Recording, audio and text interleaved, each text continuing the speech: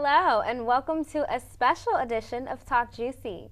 So I have some guests in the studio with me today. Hello, you guys. Hello, Hi, Brittney. How are you? I'm great. Thank you guys so much for being here. We're glad to be here. Thanks for having us. Thank you. So this is Pastor Sherome and Lady J, Ivory, and we're going to be talking about marriage today. So we have some really good things to say, and they have some really good things to say about marriage, because I don't know about it at all since I'm not married. But I want to know all about it, and I want to know more.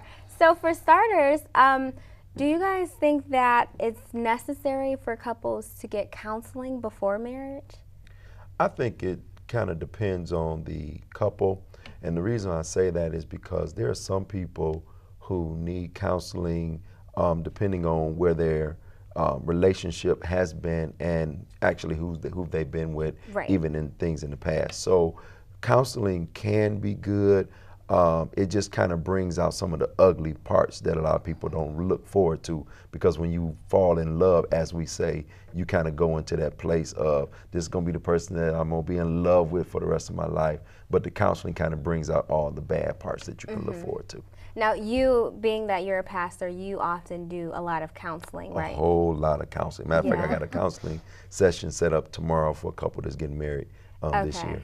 So. Okay, so I think that the important thing about counseling is that it kind of has a third person there that's not in the relationship to kind of see, you know, some things that they wouldn't necessarily see as a couple with each Absolutely. other. Yeah. So would you say that that's equally important to have someone on the outside who's not judging your marriage per se, but just to be there and listen and kind of help guide you through? It's a very good thing, because when you have that third person, they will be like that neutral, even when they bring out the different issues that y'all might have to face in the marriage.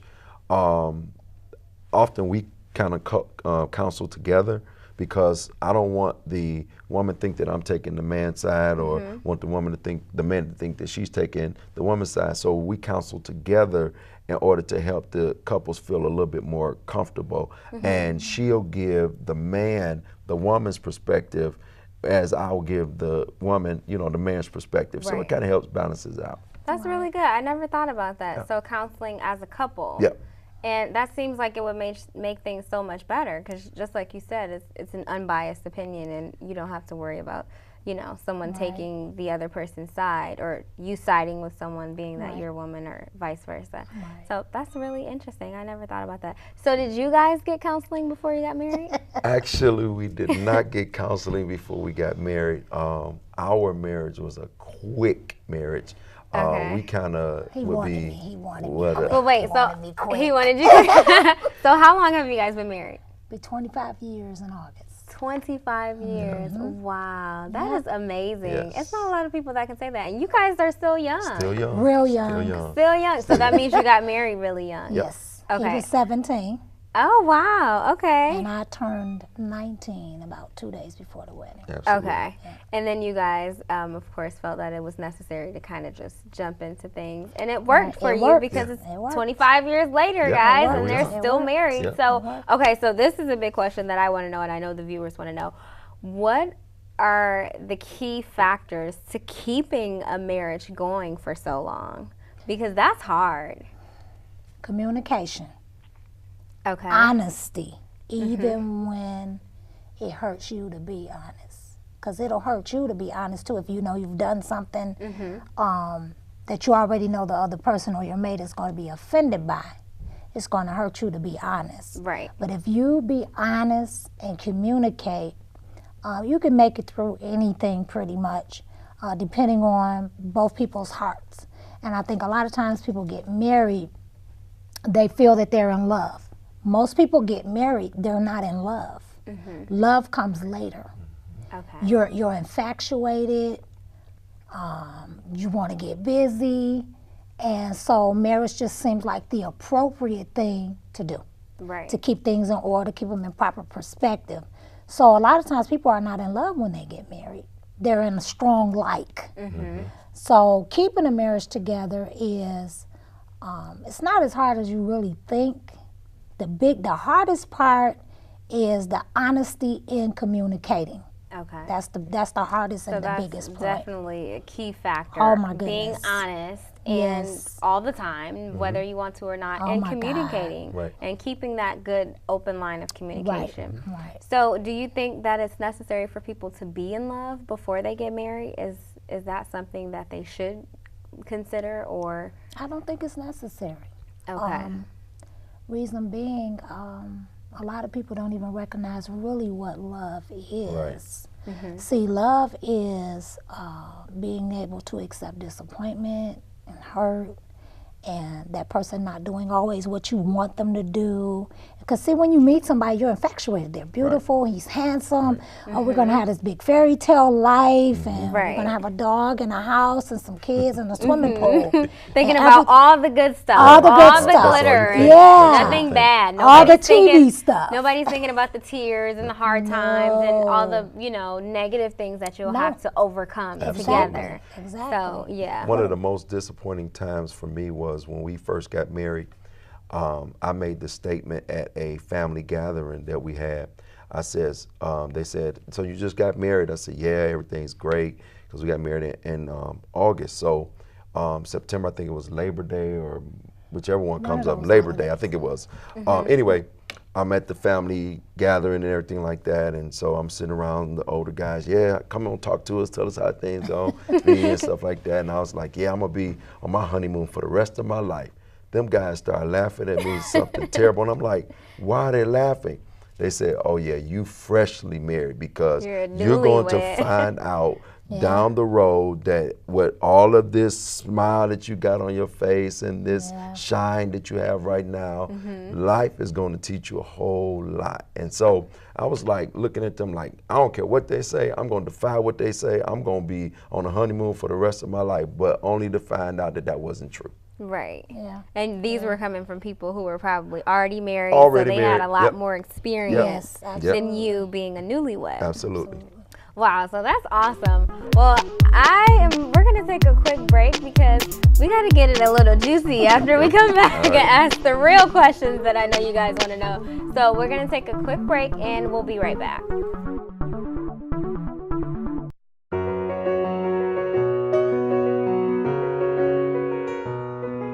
Spring has sprung and Mother's Day is just around the corner, and that means it's time for the Lake Orion DDA's 15th Annual Flower Fair, sponsored by Genesis Credit Union and Gowling Buick GMC. Dozens of vendors will set up shop at Flint and Broadway in the Village to meet your gardening and landscaping needs. Enjoy live entertainment, food, and refreshments, including mouth-watering samples from Lockhart's Barbecue. Things kick off on Friday, May 8th at 11 a.m. Hours are 9 a.m. to 6 p.m. on Saturday, May 9th. For more information, call 248-693-9742 or visit downtownlakeorion.org. Make the Lake Orion Flower Fair part of your Mother's Day tradition and pick up something nice for Mom.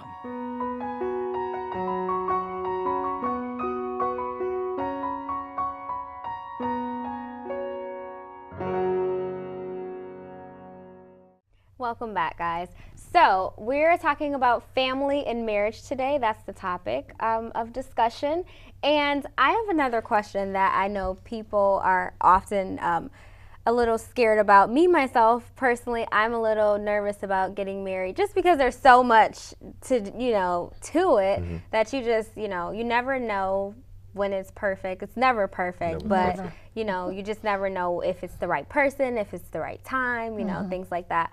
But one issue that I'm sure everybody comes across in a marriage is finances. How do you deal with, when you have financial issues and you're in a marriage and maybe one person is not making ends meet, or like, how do you deal with those type of problems in a marriage? What is the best way? Give me all the money. Is it No. Give you all the money? Give me all the money. Right. I agree. Being a woman, no, I'm kidding. Of course. But no, seriously, like everybody is gonna come to a bump in the road where they have some type of financial issue. Right. And what is the best way to kind of deal with that as a couple? Well, I would say find out who's the strongest person to really handle the finances, depending on like the bills. Like for me, I'm not one, I found out, I thought that I could pay the bills, but I like to have my money in my pocket. So when I got paid on Fridays, I would put the money in my pocket, and then I told her, I said, well, I'm gonna take care of the bills. Well, the money looked better in my pocket than it did in DTE's. So of course some things got behind, and she had to bail us out. So I said, okay, well, I see she's more, much better than I am at, taking care of the business part of it. So all the business parts, all the bills handling, I don't even talk to any people concerning anything as far as the bills stuff. She does all of that because she's better at it. So like, say for instance, with as far as the finance, when she was working, what we would do was, because of course God first in everything in our lives, of course, we would bring our monies together and see what we needed to do and take care of the different bills. Now, a lot of people have come to the place in this generation where they don't bring their monies together. Now we have 1, 2, 3 accounts. Yeah. Okay. She has her account, he has his account, and then there's the bill account where we pay the bills. For some people that works good. For some people it don't. Well, we found out after 18 years, 18 of years, marriage, that ended up working better for us. Okay. She loves HSN And QVC. and QVC. Okay, I'm a tool car type guy. So when if I see a tool, I want to just buy the tool. Well, the bills are due. So what I do is, what we did was we generated an account where we put all monies in to make sure that we were able to take care of the bills, and then she took care of her part. She got her money, I got my money, and the bills are taken care of, and boom, Everybody's happy. Everybody's happy. Everybody's happy. So get the stronger person in the relationship to take care of the finances. Yes, Who's absolutely. better with dealing with that, Absolutely. guys. But you won't that's know the that advice. until you trial try. and error. Right. It took us 18 years to figure that out, Right. and see, which place is better fits us. Because of course you got people on the outside. There you go. Yeah. Telling you what you should do. Right. Exactly. This is your money, this is his money. You pay that bill, he pays this bill. So we had to figure out for ourselves what the works best for way. you. And this works for us, So I would say it's trial and error, and definitely don't let money ruin or make your marriage, make or break it. Because at the end of the road, if something happens to your mate, either way, where they can't work or something like that, because you never know what in life is going to happen. Yeah. You got to make sure you're strong enough to handle that, even without that other person bringing in those other finances. So Right. And I think a lot of people forget the vows. Here's the thing: when you're standing up there on that wedding day, for me in counseling, I go over the vows prior to the person getting married. And when you're standing there on that day, honestly, you're just repeating what the minister tells you to repeat. You're really not focusing on what it is that you're saying. Yeah, that's very And true. you forgot about the fact that you said you're going to love, honor, cherish this person For better, for for better, worse. for worse, is richer and poor, in sickness and in health. Right. And we always forget about that richer, poor, part, because I made this, I established this, and now, depending on who has the most money, we've got prenups and, stuff like that. And I feel like when you get married, you guys are one now. It's not, there shouldn't be necessarily a separation. You guys should be, a union where everything is together. Me personally. That sounds so beautiful. It sounds good, right? It really sounds great. great. It sounds great, but the reality is, here's the thing: you're fusing two separate people to try to make them become one, and you've got to realize that you're dealing with everybody else that's in their circle as well. That's true. So there's a thing of influence that you have to deal with as couples. Absolutely. And what we've learned to do is, the Bible speaks about agreement. And we learn to deal with the power of agreement, to where whatever we want to happen in our lives, we touch and agree and pray on it and ask God to help us for that thing to come to pass in our life. And as long as we agree, we don't care what nobody else says, because this is now our marriage. Because she becomes bone of my bone, flesh of my flesh. And like I say, being that mystery of marriage, Paul talked about with being married, that it is a mystery because you're trying to bring a man and a woman and trying to make them think on the same page. That's never going to happen. Right, right. And that actually brings me to our next topic. So the blending of the family or the people that are influencing you on the outside of the marriage. And before we even talk about that, I think a lot of people forget the meaning of the vows. Absolutely. You know how they're just repeating them because the pastor is telling you to say this. Right. I think it's so very important to know the vows before you go in because you actually understand what it is that you're saying instead of just blurting it out. We all know how to say the vows and what, you know, how to repeat it verbatim, but when it comes to actually understanding and, you know, I guess, you know, not really memorizing, but just understanding what it means behind it.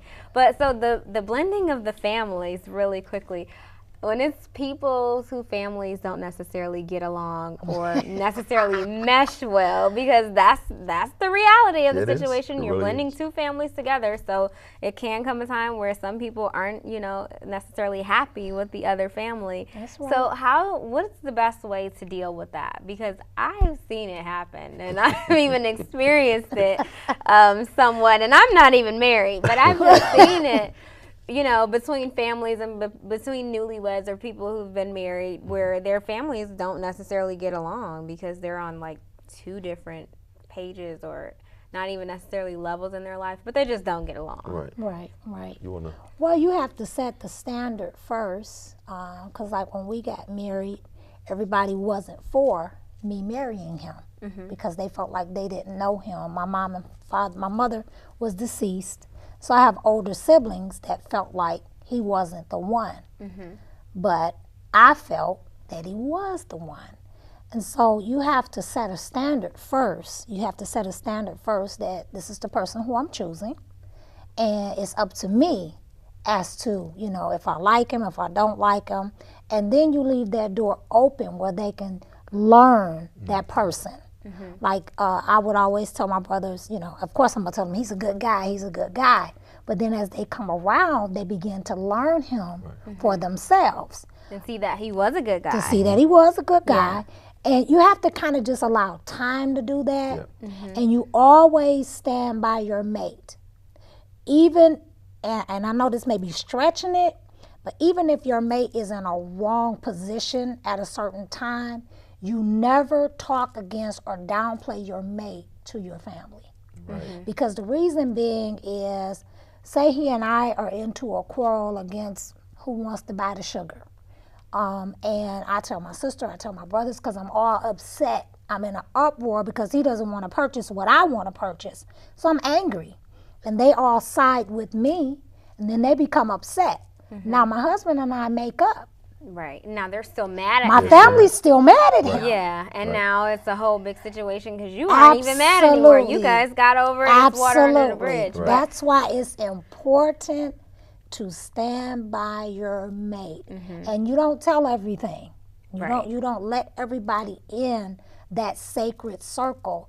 You have to learn how to, you know, I love you, you're my family, you're my sister, you're my brother, but this is my mate. This is the person who, if I get sick or whatever the case may be, they have to take care of me and I have to take care of them. So always admonishing your mate and not slandering them is something that really helps. Okay. It really helps. You've heard it from the best, guys. This is counseling one-on-one. So if you're thinking of getting married or you're just in a relationship or whatever the case is, you know, take some of this advice and apply it to your situation. But we're going to take a really quick break and we'll be right back.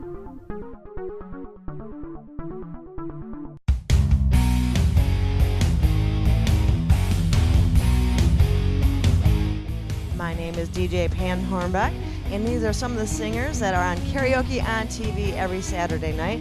And we would like to invite you to come out and join us. Does everyone have fun with us? To find out how you can sing on Karaoke on TV, please call the ONTV studio at 248-393-1060. Welcome back, guys. So we're just scratching the surface of this marriage and family topic, and it is juicy, to say the least. You guys have gave me a lot of information today. I'm soaking it all in, because even though I'm not married and I'm not engaged yet, but this is good information to know, and I can pass it along. So really quickly, let's jump into, there's some people who want to get married with the idea of changing another person or changing their mate. Why is that not a good idea at all? That takes you into a control. And people don't like to be controlled and you have to separate the difference between control and love. Because it's like, if I like to play basketball on Thursdays, and she knew that before we got married, and now she wants me to change that, there's a possibility that I might not change that all the way.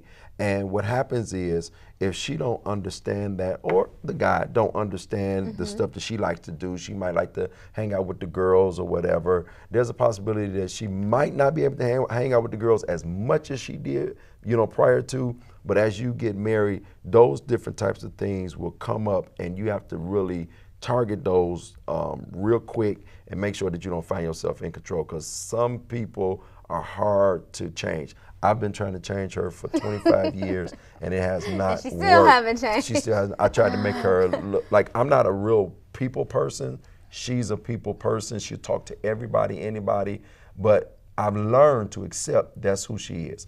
I can't change that. So that's great, because I've actually experienced that in my life before, in my current relationship, actually, because I'm like a social butterfly. I like to talk to everybody and anybody. And so when I go out sometimes, and my boyfriend's like, why are you talking to them? Like, just talk to me. I'm with you. Like, why don't you just talk to me? And I'm like, well, why are you being selfish with me? Like, I can talk to other people. And he's like, but this is our time. So it's okay that, so it's okay that, it's just be you. Yeah. Just be you, because the thing of it is, if you can't be you with that person you're going to spend your life with, then that's probably not the person you should spend your life with. Absolutely. Yeah. I'm a people person by nature. I just love people. And he's very reserved. And you know that about him. He's very reserved. And I tried at first to be somebody different. I went through all of those changes. I was depressed. I got lonely. I went through too many mental battles trying to be someone that I was not. And so I just found myself, I wasn't happy being someone couldn't that be true you to weren't. me. Exactly. So you have to live your truth. You got to be Which true. is very important. If you can't be yourself in a relationship or in your marriage, in the wrong relationship. then it's not going to work, because you can't even be honest with who you are. And you don't want nobody exactly like you. Yeah. That's the worst thing in the world. Opposites do attract. It is so, and it makes it for a more meaningful relationship, and you'll find yourself laughing and enjoying one another, because you'll find joy in what that person does, as well as that person will find joy in what you do. I like fishing. She didn't like fishing. Because she didn't like fishing, what I did was help bring her into fishing. Now she loves fishing. She almost beats me wanting to go fishing. I didn't like sour cream on my potato when we first got married. She turned me on to sour cream. Now I can't have a potato without sour cream. Right. So opposites do attract, and everything like that. She changed me in some ways, but there are some things, if you go into it saying, I'm going to control him, or I'm going to control her, and I'm going to change him, that's not It's not going to work. Yeah, you can't control. Especially when people are adults. Everybody's adults. There's not really a way that you can change someone else. Because the person that you're with is the person that you're going to be with. Absolutely. So they're probably not going to change a whole lot throughout the relationship. I mean, people grow and you mature over time, but it's not going to be probably a dramatic change in like their characteristics. Right. So that brings me to the next and final topic. So you guys said you did a series on I do, but I don't. I do want to marry you, but I don't want to deal with your crap. Right. But I do want to marry you, but I don't want to deal with all the baggage. So How can people deal with that? Like when you know that there's somebody that you want to marry, but there's just some flaws that they have or some things about them that you can't change, but you don't want to deal with it, but you know this is the person that you want to be with. You have to be upfront and honest. You have to be, don't act like this is going to be a fairy tale life because, give you a good example, if a person is in debt when you marry them, you're going to incur their debt as well. Because just you figure like when they take on your name or you take on their name, you incur whatever they have.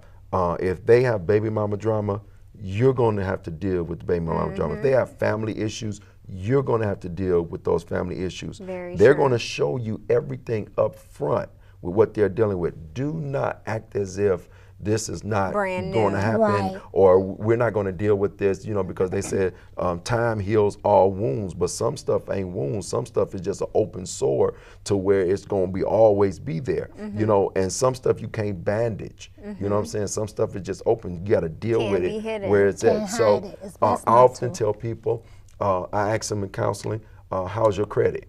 You know, because if my credit is good and your credit is shot, you know, you're going to mess up our dreams of getting a home, a house, or whatever case may be. So be realistic about that, you know, because these will, if you don't deal with it in the beginning, they're going to create devastating havoc within the marriage. Right, a bigger problem down the line. And absolutely don't go in with the thought of, I'm marrying you and not your family. Right. Because that's saying that everybody said, I'm marrying you, I'm not marrying your mother, I'm not marrying your But you actually are. You actually are. When you unite as one, you're marrying their family, they're marrying your family. So everybody needs to throw that saying out the door, because when I married him, he loves his mother. Absolutely. So me marrying him should not make him love his mother less.